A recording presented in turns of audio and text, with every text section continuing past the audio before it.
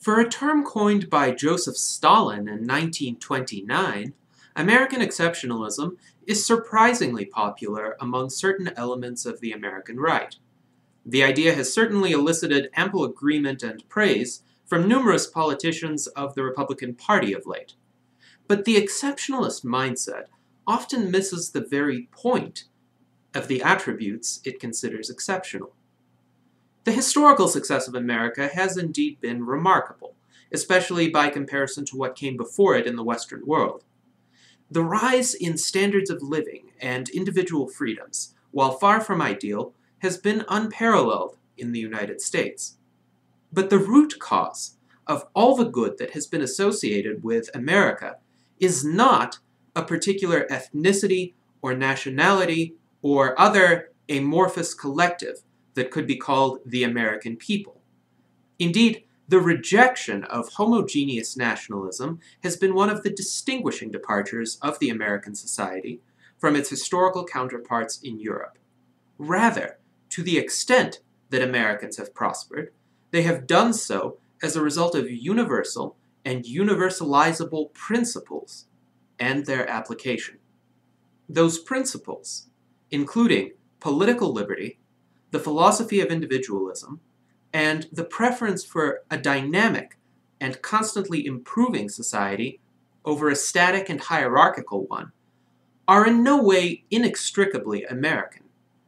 They may have found an early expression in many institutions and attitudes within the United States, but they could be articulated and replicated by others with a similar effect.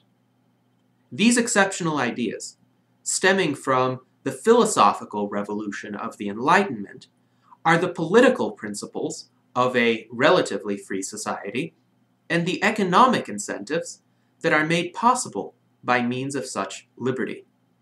The Enlightenment was a truly cosmopolitan phenomenon, advanced by thinkers from France, the German states, England, Scotland, the American colonies, and beyond.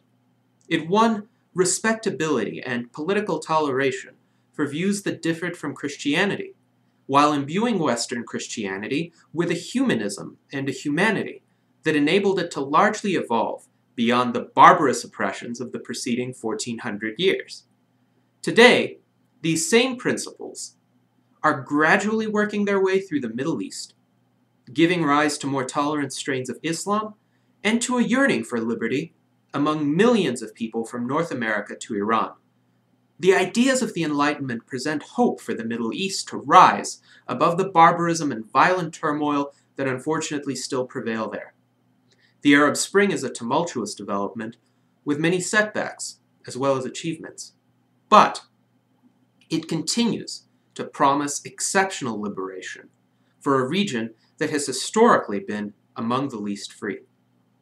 Within the universal political principles of liberty, a variety of cultures can coexist. These principles are generally blind to tolerant religion or lack thereof, artistic preference, and lifestyle arrangements. Thus, they can be adopted in extremely diverse societies and would indeed enhance the liberty and diversity within those societies. This is consistent with the observation that the exceptional qualities found in America remained with the influx of immigrants from all over the world, and indeed were fortified as that immigration counteracted the formation of monolithic political and cultural blocs that tried to impose their particular vision of the good life on others. A framework of principles of liberty need not homogenize a society at all. Indeed, it would do the opposite by tolerating a diversity of lifestyles and persuasions.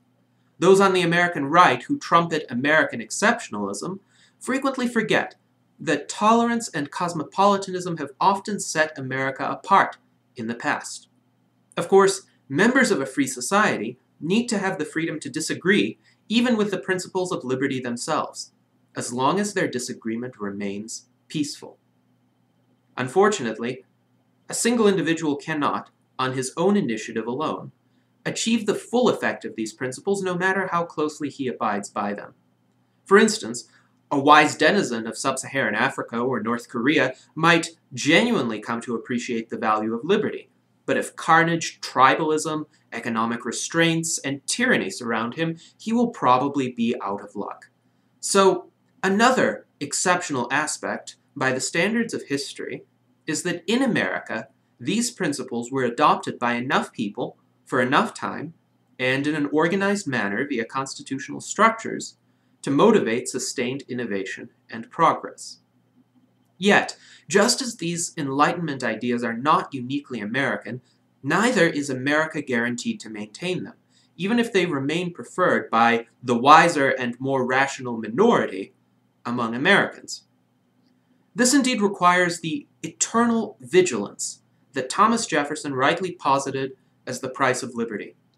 The ruling elites of America, the federal political class, and the special interests that rely on it, have perpetrated or attempted to promulgate increasingly egregious abuses of liberty, while endeavoring to re-stratify American society through crackdowns on freedom of information and severe de facto policy restraints on economic mobility. From obscene groping at the airports, to extrajudicial assassinations of American citizens, to attempts to censor the internet via the egregious Stop Online Piracy Act. All these are manifestations of the steady retreat of American liberty before a perverse and historically all too typical aspiring totalitarianism. This is a way in which America is becoming quite unexceptional by past and present standards.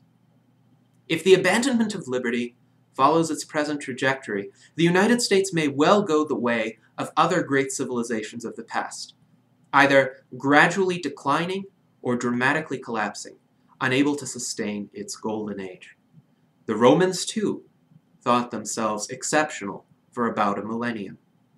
But when the exceptional ideas are abandoned on a systemic society-wide scale, the people who once espoused them will no longer have any defense against the most dismal atrocities imaginable.